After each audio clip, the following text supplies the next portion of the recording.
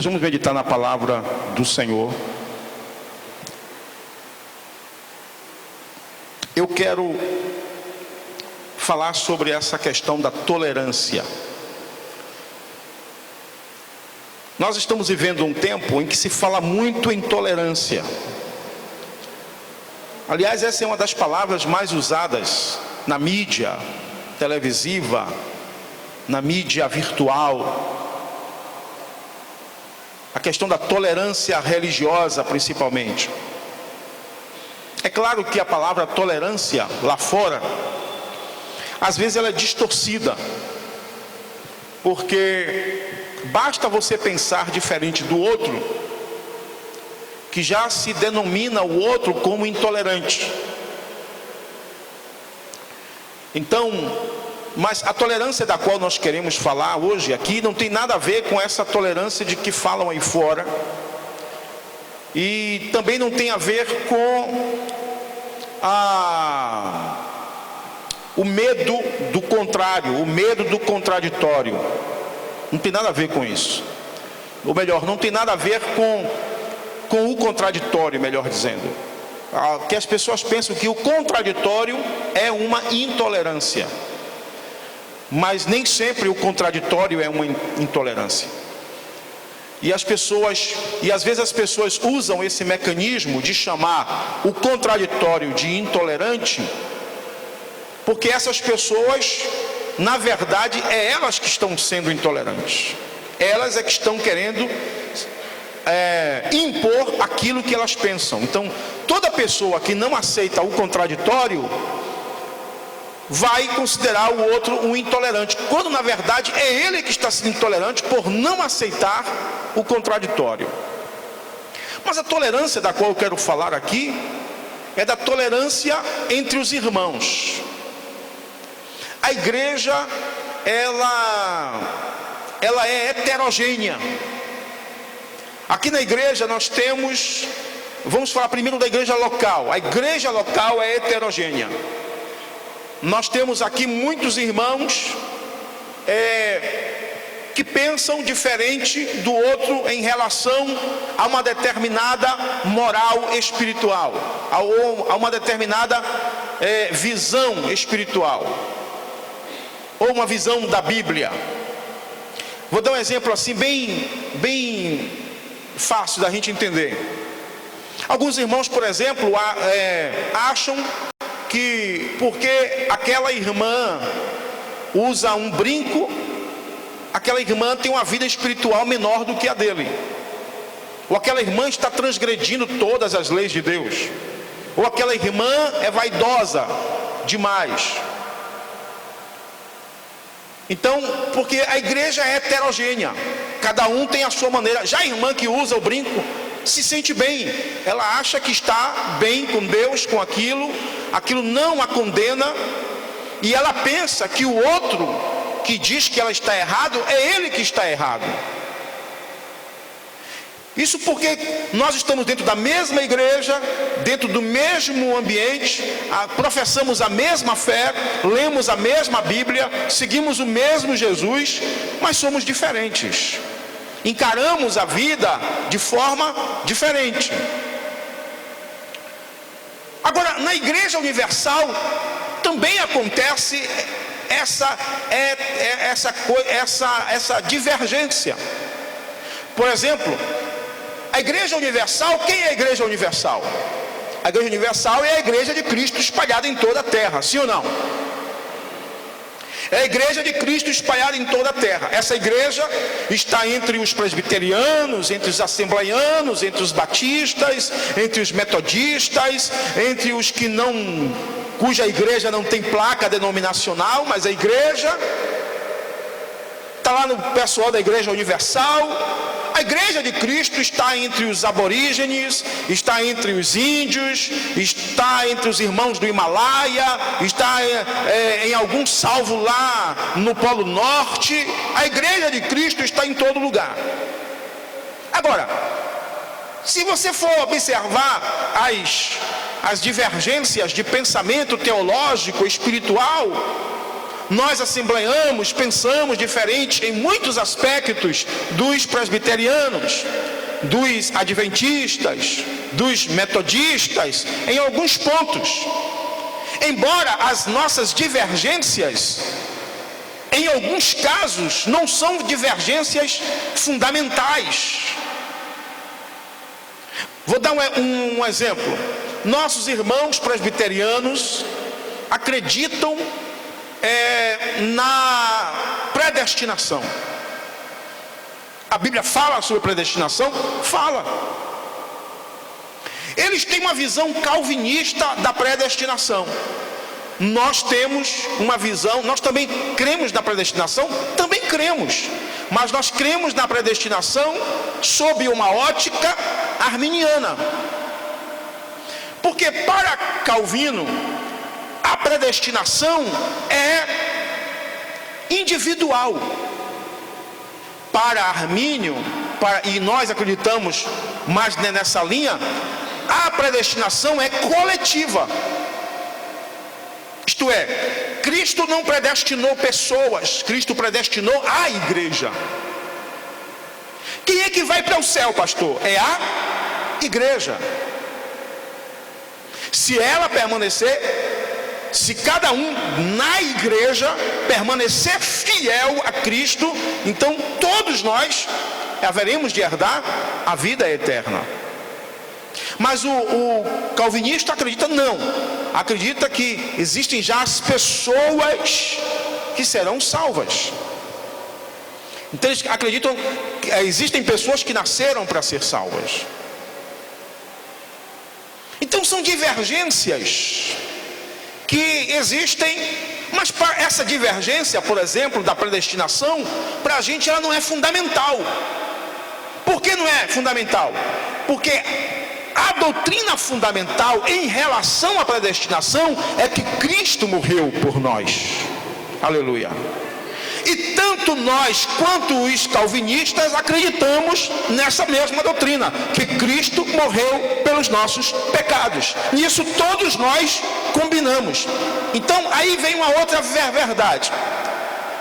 A questão de Cristo ser o único Salvador é uma lei biblicamente universal, é um valor universal. A questão da predestinação, e existe essa diferença entre nós e os calvinistas, está abaixo disso aqui, está abaixo dessa lei maior, que é a de que Cristo morreu por todos nós. Então divergência sempre vai haver. Mas eu quero, eu estou falando isso para os irmãos entenderem que tipo de tolerância eu estou falando. Mas eu quero segmentar isso e trazer aqui para a igreja local. O apóstolo Paulo, deixe sua Bíblia aberta, em Romanos capítulo 14, Paulo está falando de aceitar o irmão fraco na fé, de receber o irmão fraco na fé, de entender a estrutura espiritual desse irmão, de entender o nível de fé deste irmão. Se você for observar, nesse contexto, todos nós aqui vamos ser crentes fracos, porque o irmão fraco que se escandaliza por aquilo que você faz por causa da sua maturidade, vai achar que você é que é fraco, porque faz aquilo que ele condena. Então Paulo está nos chamando aqui para aceitar um ao outro. A aceitação do outro é mútua, tanto do que se sente mais forte, quanto do que se sente mais fraco espiritualmente. E esse tem sido um problema na igreja hoje. A Assembleia de Deus, principalmente, vive isso. Por que vive isso? Porque durante muito tempo, na Assembleia de Deus, praticamente, no Brasil inteiro, tudo era proibido. Tudo era proibido. Aqui na Bahia, principalmente, especialmente, tudo era proibido. E hoje nós temos na igreja aqueles que pensam que a gente ainda é tudo proibido, e aqueles que acham que não, que mudou. Então existe sempre esse choque. Eu dizia no treinamento de missões que eu tenho uma preocupação com os pastores mais conservadores que dirigiram a igreja na década de 80 e que querem e que acham que a igreja de 2016 é a mesma igreja de 80. Não é. A igreja de 2016 nunca será, jamais, a igreja de 2000, ou melhor, de 1980. Essa igreja mudou. E mudou por razões que eu já expliquei para os irmãos aqui, mostrando inclusive na história por que a igreja mudou.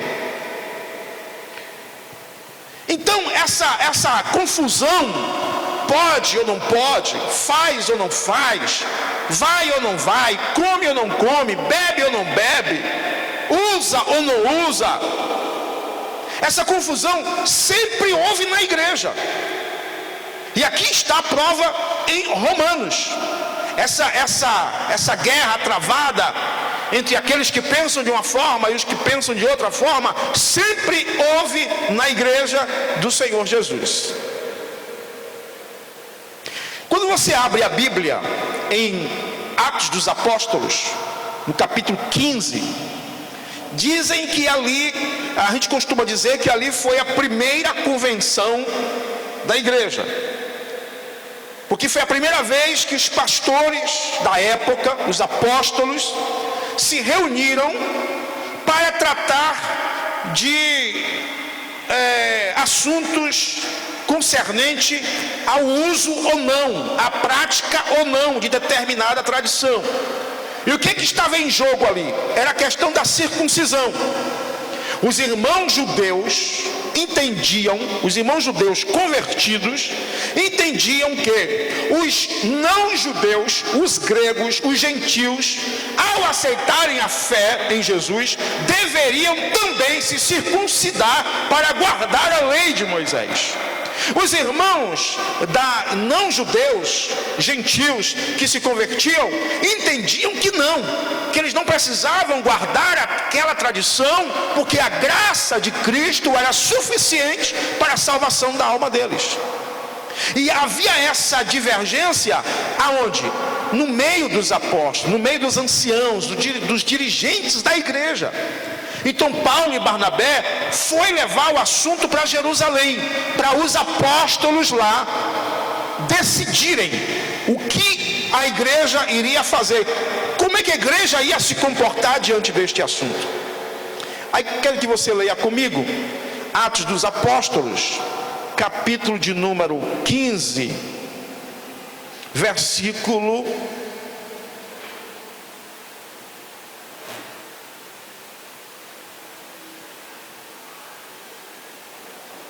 Vamos ler o versículo primeiro para você poder entender. Diz assim: então, alguns que tinham descido da Judeia ensinavam assim os irmãos. Olha só, olha como é que eles ensinavam: se vos não circuncidardes conforme o uso de Moisés, não podeis salvar-vos. Eles condicionavam a salvação à prática da circuncisão. O versículo 2 diz assim: tendo tido Paulo e Barnabé não pequena discussão e contenda contra eles, teve briga, meu irmão. Diz aqui, não pequena discussão.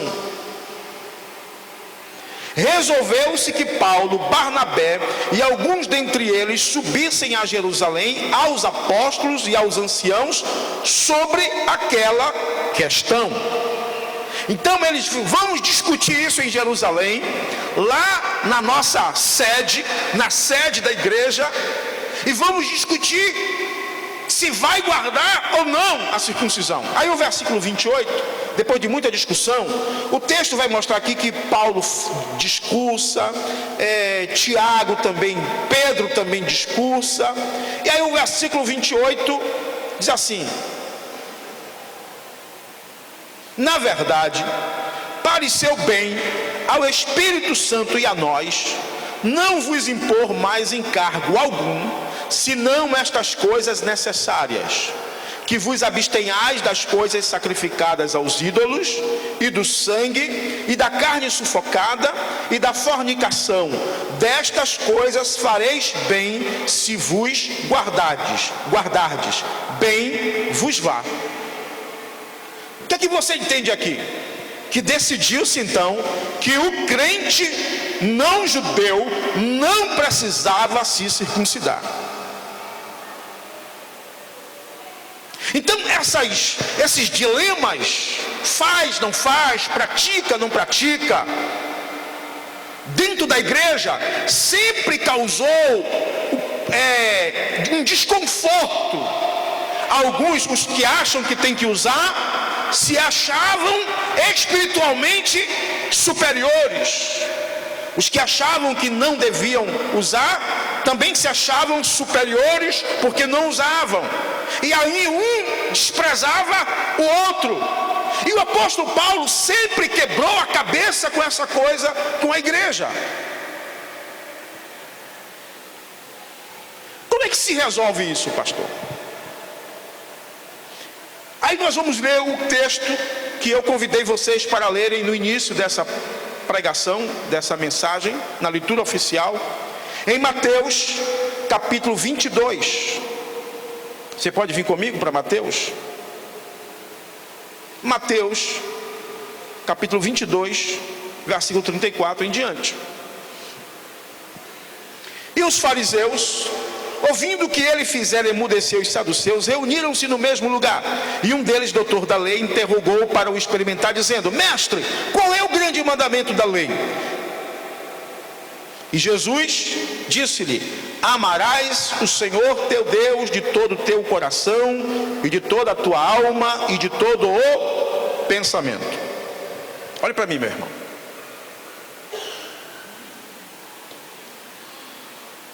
A máxima do cristianismo é o amor. A máxima do cristianismo é o amor. Todo o Novo Testamento fala fortemente em amor. E é o amor a virtude que norteia os relacionamentos na vida cristã. Uma vez que se tem amor, todas as questões de relacionamento são facilmente resolvidas. Olha a pergunta. A pergunta é: qual é o quê? O grande mandamento da lei. Uma vez perguntou: qual é o maior mandamento? E por que Jesus disse que o maior mandamento é amarás o Senhor teu Deus de todo o teu coração? Aí a gente tem que vir aqui para Êxodo, capítulo 20.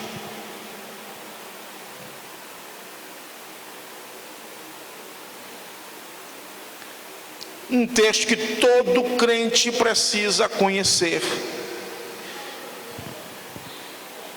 Porque todas os nossos princípios morais, éticos e espirituais se baseiam em Êxodo capítulo 20. Jesus disse assim: amarás o Senhor teu Deus, não é isso? De toda a tua alma, de todo o teu coração, de toda a tua alma, de todo o teu pensamento. Este é o primeiro e grande mandamento. E o segundo, semelhante a este, é: amarás o teu próximo como a ti mesmo. Aí eu não vou ler todo porque é longo. Êxodo capítulo 20, versículo 1 em diante, o versículo 1 até o 11, são mandamentos que se referem a uma relação vertical, isto é, a minha relação com Deus. Ele vai dizer: eu sou o Senhor teu Deus, que te tirei da terra do Egito, da casa da servidão. Não terás outros deuses diante de mim, não farás para ti imagem de escultura, não te curvarás a elas, não tomarás o nome do Senhor teu Deus em vão. Lembre-se do dia do sábado para o santificar. São todos mandamentos relacionados ao meu relacionamento com Deus, ao meu comportamento diante de quem? De Deus. A partir do versículo 12, ele vai falar de mandamentos que se referem ao meu relacionamento com o meu próximo, com o meu pai, com a minha mãe, com a minha esposa, com o meu vizinho, com o meu irmão. Então ele vai dizer no versículo 12: honra teu pai e a tua mãe, para que se prolongue os teus dias na terra que o Senhor teu Deus te dá. Não matarás, não adulterarás, não furtarás, não dirás falso testemunho contra o teu próximo, não cobiçarás a casa do teu próximo, não cobiçarás a mulher do teu próximo, nem o seu servo, nem a sua serva, nem o seu boi, nem o seu jumento, nem coisa alguma do teu próximo.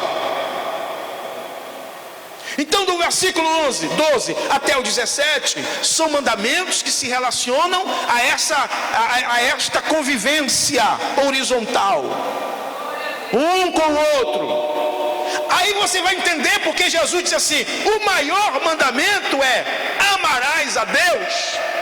E o segundo maior, semelhante a este, é: amarás o teu próximo. Por que Jesus disse isso? Porque a lei de Moisés, principalmente aqui no capítulo 20, ela se resume nisto: amor. Eu amo a Deus, por isso é que eu guardo o sábado, é por isso que eu não faço imagem de escultura, é por isso que eu não me curvo diante das outras imagens, é por isso que eu não tomo o nome do Senhor Deus em vão. Eu amo o próximo, é por isso que eu respeito a minha mãe, eu honro a minha mãe, honro o meu pai, eu não mato, eu não adultero, eu não furto, eu não roubo nada do meu próximo, eu não cobiço a casa do meu próximo, por causa do meu amor pelo próximo.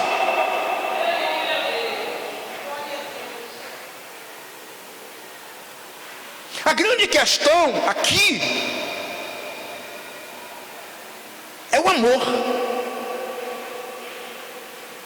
O amor. E amor aqui, querido, amor aqui não é sentimento.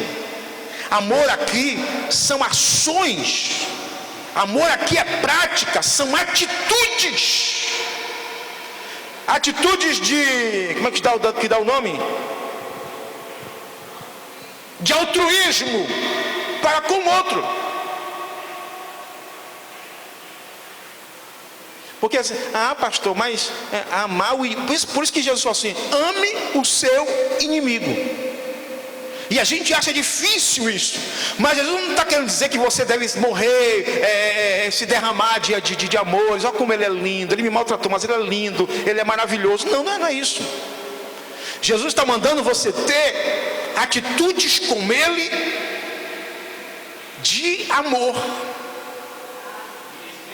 de respeito. Ele me ofendeu, mas eu não vou revidar na mesma moeda. Ele me ofendeu, mas eu o tratarei bem. Isto é amar o próximo.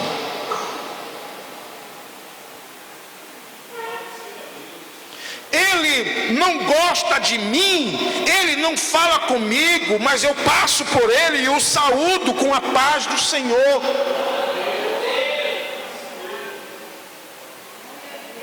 Ele me difamou na internet, mas eu não vou difamá-lo na internet. Então isso é amor ao próximo.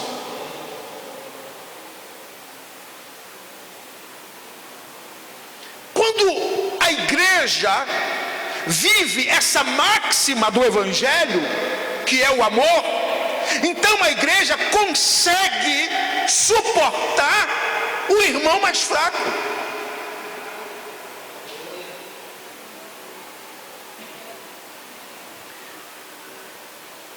Tem alguns crentes que eu tenho medo dele.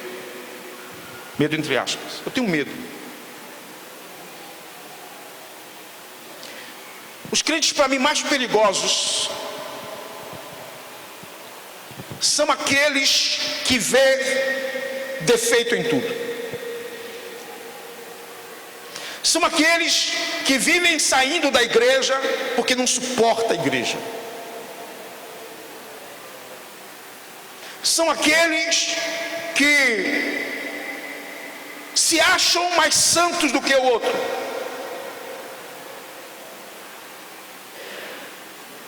E isso é uma prova cabal de falta de amor.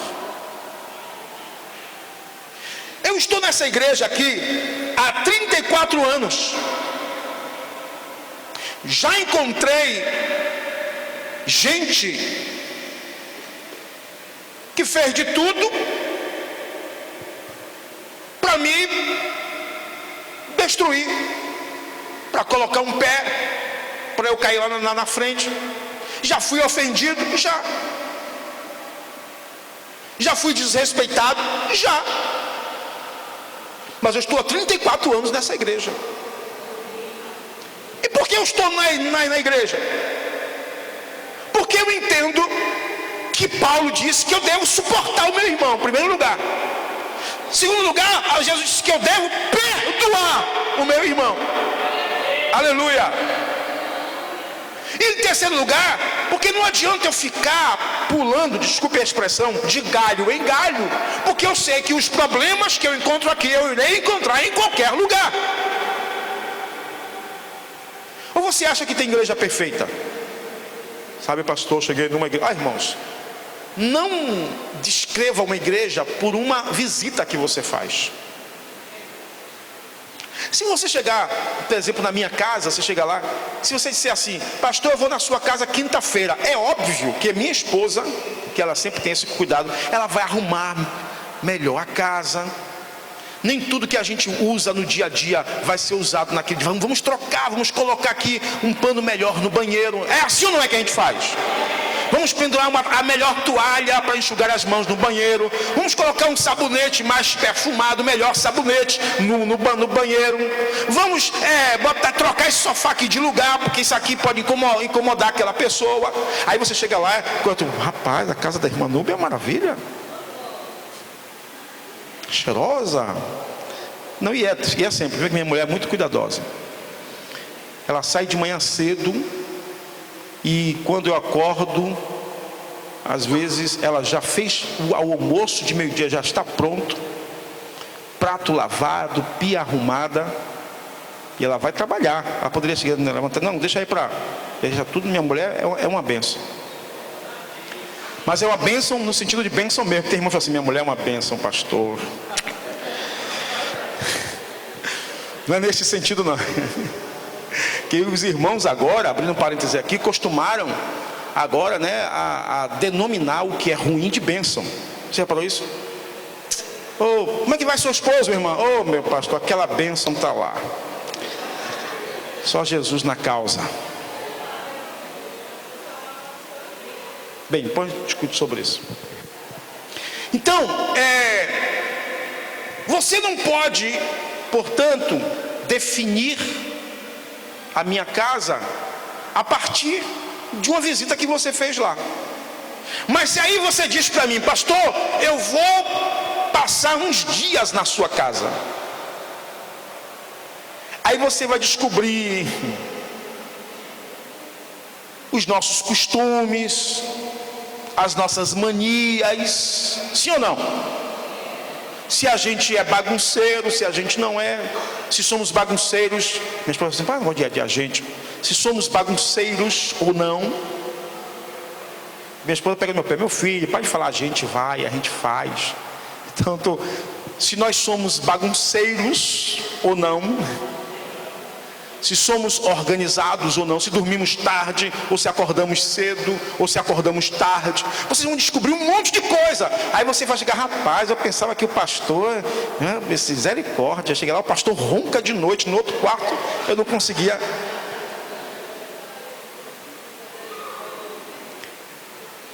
Então às vezes a pessoa vai para uma igreja, faz uma visita. Toda pessoa que vem passar para a igreja, quando eu me lembro, sempre eu falo o seguinte: olha, você pode vir para cá. São duas coisas que eu tomo cuidado. Primeiro, converse com o seu pastor, fale com o seu pastor, não saia debaixo de contendas, de intrigas. E a segunda coisa é, essa igreja aqui não é perfeita. Não se iluda, porque você vê num culto, aí chega aqui, ai, que louvor maravilhoso. Ai, o irmão Caio, o irmão Danilo cantou indo lá. Oh, que grupo maravilhoso. Venha. As senhoras, você viu que as mulheres, que música maravilhosa quando elas cantaram aquela música. Calma Daniel, ensina Daniel. Rapaz, eu senti uma unção, eu vou passar para essa igreja.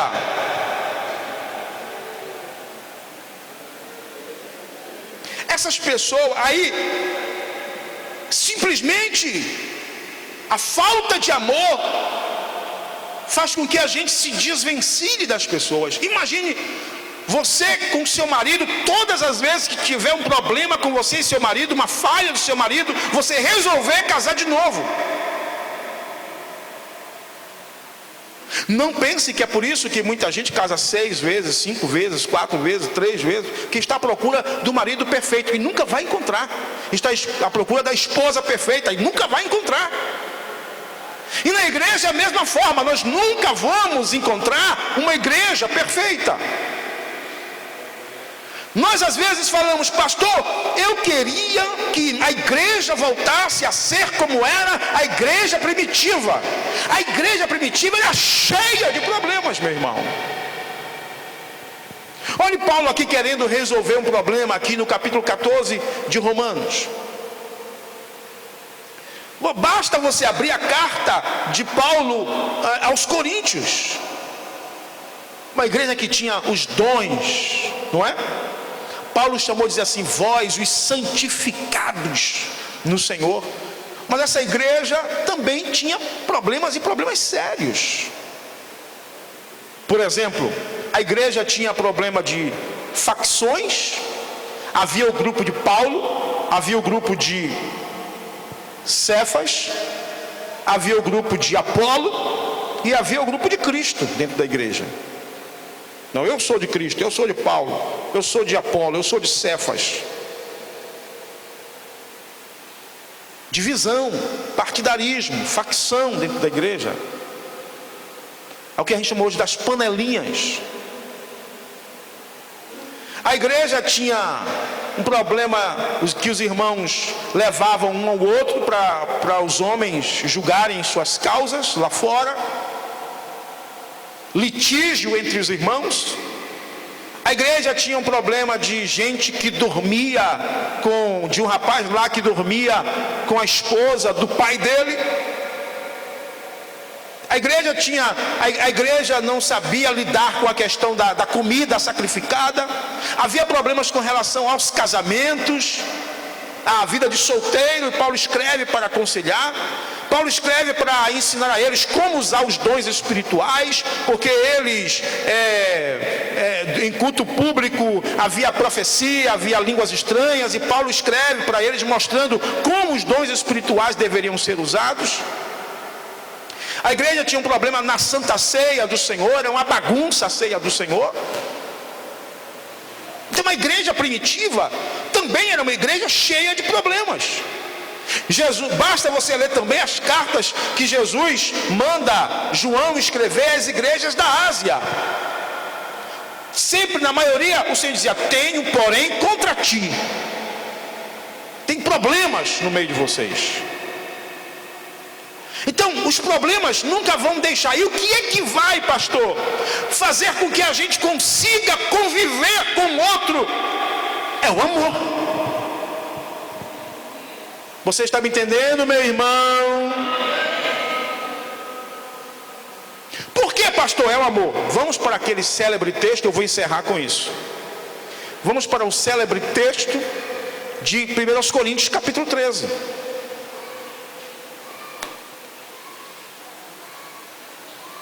Primeira carta de Paulo aos Coríntios, no capítulo 13. Que Paulo fala de quê? De amor.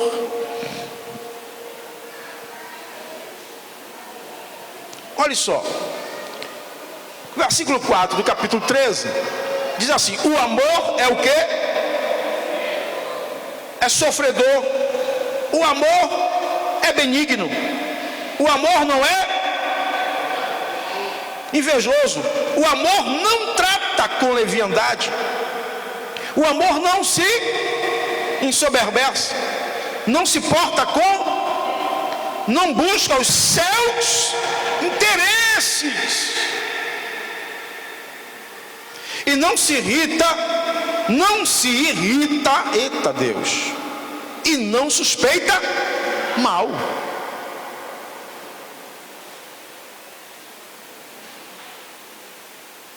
Irmão, será que esse tipo de amor que está aqui em 13 de 1 Coríntios existe realmente em nosso meio? O pastor Melquisedeque falou sobre isso até, não foi? E às vezes a gente suspeita mal de tudo. Será que esse dinheiro vai ser usado para isso mesmo? Ai, hein? Você já viu como pastor, vou até usar o mesmo exemplo lá de Melquisedeque, como pastor conversa muito com aquela irmã? Aí tem.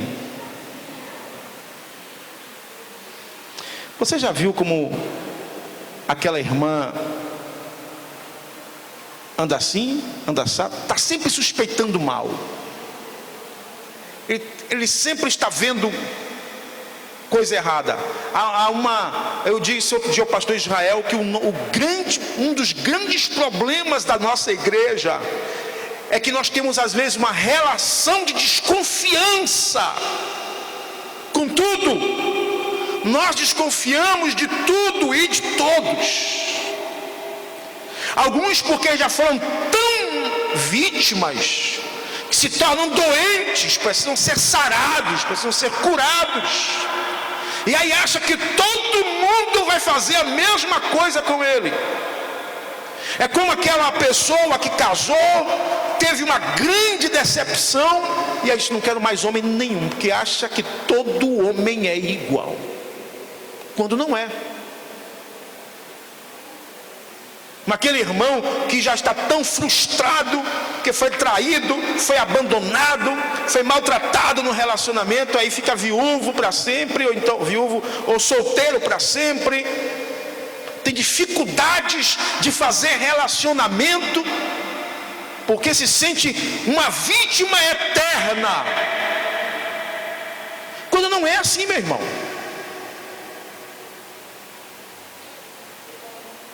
E dentro da igreja tem pessoas que trazem isso para o meio da igreja, para o convívio com os irmãos. Não acredita em ninguém, todo mundo é suspeito, se irrita com todo mundo. É porque está faltando isso aqui, o amor do qual Cristo falou. Porque o amor do qual Cristo falou, e Paulo vai dizer aqui na frente, o amor tudo suporta. Diga amém, meu irmão. O amor tudo suporta. É por isso que Paulo vai dizer: irmão, suportai o mais fraco, suportai o outro. Eu dizia aqui domingo na classe dos senhores, o que é suportar? Qual é o papel de um suporte? Sustentar, amparar, mas é só isso? Um suporte, vamos dar um exemplo aqui. Um suporte, vamos dar o exemplo dessa haste que segura essa caixa. Então ela está sustentando, sim ou não? Sim. Mas ela também está sofrendo o quê? Pressão, peso. E não é bom suportar peso, suportar pressão. Agora vamos nos colocar no lugar dessa haste. Vou botar aqui o homem mais alto dessa igreja. Eu fico numa alegria quando eu vejo ele, tremenda. Vamos colocar ele aqui com essa caixa na cabeça, 1 hora. Não vai aguentar, porque ele vai sofrer o quê? Pressão. Eu estou falando isso para você entender o que Paulo está dizendo. Suporte o seu irmão. Porque para suportar alguém, você vai ter que engolir as coisas negativas. Você vai ter que sofrer algumas. Suportar não é uma coisa fácil. Não é uma coisa fácil. Outro dia um irmão aqui da igreja, não vou falar o nome por uma questão ética, porque ele também não me autorizou a falar. Ele está aqui na igreja agora. Chegou e falou assim: pastor, eu trabalho com uma pessoa, e só que ali na mesma sala, mas existe um problema assim, assim, assim, e para mim está sendo difícil trabalhar ali com ele. Mas por conta do trabalho dele, da atividade dele, ele tem que ficar ali naquele lugar com aquela pessoa. A pessoa é insuportável, mas ele tem que ficar ali. É isso que Paulo está dizendo. É insuportável. Nem sempre a gente vai gostar, mas você tem que suportar, porque ele é seu irmão em Cristo Jesus. Aleluia. Você viu que o aleluia veio só de um ou dois aí, né? Eu vou terminar com esse texto de Romanos, capítulo 14, que a gente leu.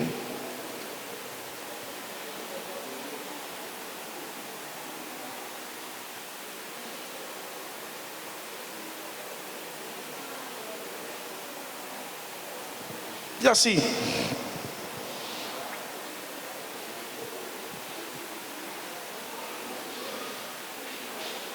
versículo 15, 14 de Romanos, versículo 15. Paulo diz assim: mas se por causa da comida se contrista teu irmão, já não andas conforme o amor. Não destruas por causa da tua comida aquele por quem Cristo morreu. Eu vou ler de novo para ver se você entende. Mas se por causa da comida se contrista teu irmão, e o irmão Jaziel, professor da EBD aqui, deu uma explicação interessante. Jaziel Cajado, ele deu uma explicação interessante aqui. Ele mostrou para a gente o pano de fundo desse texto. Porque nesse contexto aqui, os judeus convertidos guardavam o sexto e o sétimo dia como dias sagrados, e os cristãos não judeus guardavam o primeiro e o quinto dia. Está dando para entender aí, meu irmão? Então havia uma briga: guardar o primeiro e o quinto dia, ou guardar o sexto e o sétimo dia. Quem guardava o sexto e o sétimo dia se achava melhor do que quem guardava o primeiro e o quinto. Quem guardava o primeiro e o quinto se achava melhor do que quem guardava o sexto e o sétimo dia.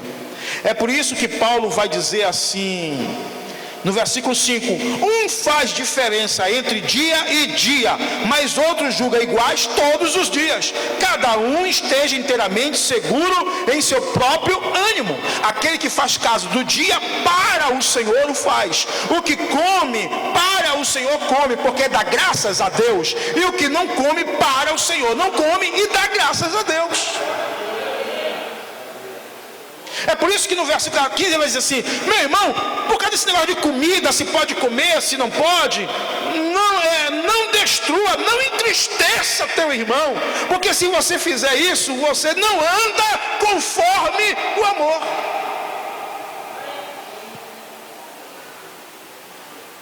Então, meu irmão, se você acha que o irmão está pecando porque usou um brinco, não se ache melhor do que ele, e não fique o tempo todo apontando o dedo para ele. E você que usa, não se ache melhor do que o que não usa, e que porque aponta o dedo para você é inferior a você. Se tiver entre nós, se tiver amor no coração, tanto tanto que usa isso que eu acabei de falar, como que não usa o que eu acabei de falar, vai respeitar o outro, vai amar o outro, vai saber conviver com o outro e vai entender que maior do que isso é o amor de Deus para com a minha vida e para com a sua vida. Aleluia, glória a Deus. Que Deus em Cristo abençoe a sua vida de maneira gloriosa.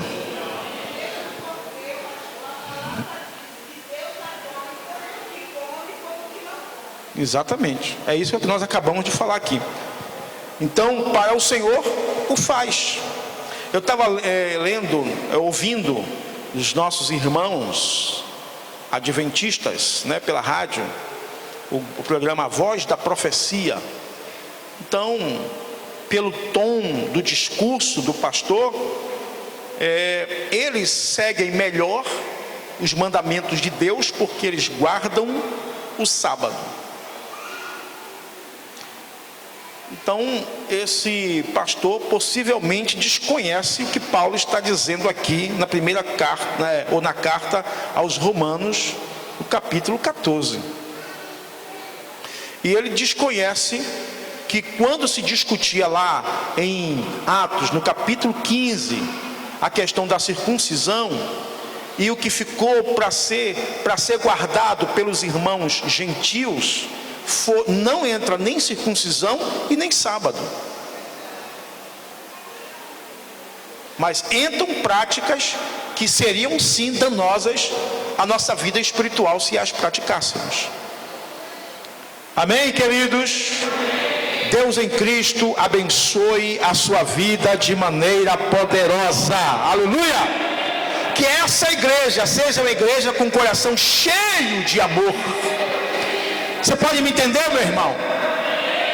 Cheio de amor. Não vai, eu sempre digo isso aqui, querido, não vai adiantar tanto reteté, tanto abre o olho e fecha o olho e marcha e não sei o que, e roda e pula, se não tiver isso aqui, amor. Essa espiritualidade toda, marcha na terra, é terra.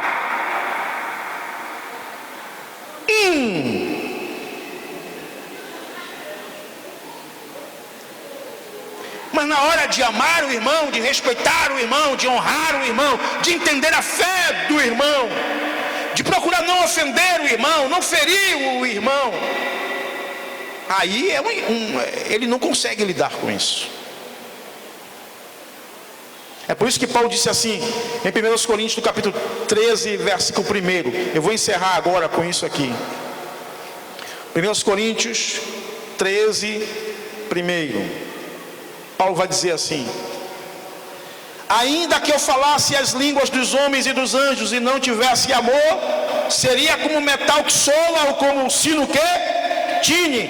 E ainda que tivesse o dom de profecia e conhecesse todos os mistérios e toda a ciência, e ainda que tivesse toda a fé, de maneira tal que transportasse os montes e não tivesse amor, nada seria. Então a sua espiritualidade sem amor não é nada. Amém, igreja? Você pode olhar para o seu irmão aí e dizer assim para ele: eu não gosto de fazer isso não, viu? Mas hoje eu falo assim: irmão, eu te amo como você é. Aleluia. Agora sim, meu irmão, não diga isso da boca para fora e dentro de você diga assim: mas tu que não se conserte não. Não diga isso não. Vamos ficar em pé, vamos agradecer a Deus. Aleluia.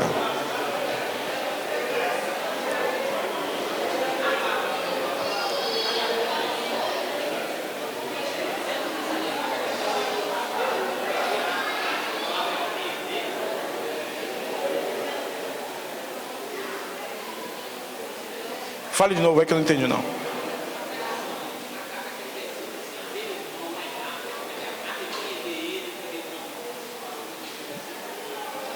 Sim, claro. O irmão Nadiel está perguntando se dentro desse discurso aqui, Não vale aquele texto que se você vir seu irmão pecar, vá até ele. Essa também é uma prova de amor.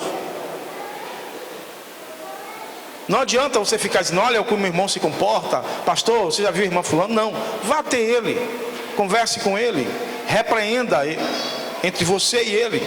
A Bíblia diz, se ele não te ouvir, leve mais 2 ou 3 testemunhas. Se ele não ouvir essas 2 ou 3 testemunhas, leva-o à igreja. Tudo isso é forma de amar, para não perder o irmão. Amém, queridos? Oremos. Eterno e soberano Deus, muito obrigado, Senhor, pela tua palavra. Te pedimos que ela continue falando poderosamente em nossos corações, para a glória do teu nome. Nos dá uma noite de paz, Senhor. Leva-nos em paz aos nossos lares. Continua abençoando nossa semana, Senhor. Os teus servos que nesta semana têm problemas para resolver, têm causas para resolver, estende tuas mãos agora, Senhor. Abre portas poderosas para os teus filhos. Opera um milagre. Aquele que entrou doente nesta noite, que ele saia daqui alegre, restaurado, curado, para a glória e honra do teu nome. É o que te pedimos em nome do Senhor Jesus. Estenda assim a sua mão, meu irmão. Que a graça de nosso Senhor Jesus Cristo, o amor de Deus, nosso Pai, e a comunhão do Espírito Santo seja com todo o povo de Deus, e que todos digam amém. Deus abençoe a sua vida. Dê a paz do Senhor para o seu irmão.